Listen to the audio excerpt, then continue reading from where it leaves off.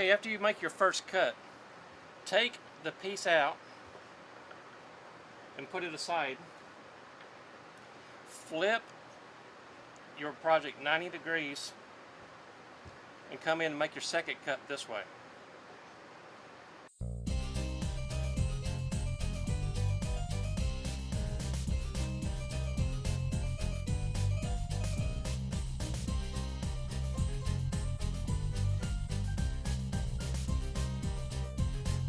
Okay, just like the first piece, we're going to take this piece out, going to put it aside.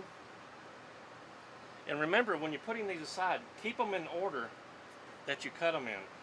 You'll appreciate this when you go to put the puzzle back together.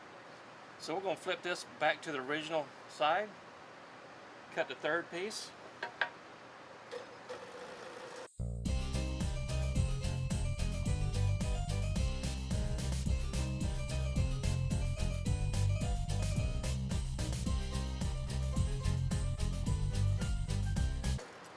Take this piece out, put it aside, flip this 90 degrees. We're going to cut out this piece now.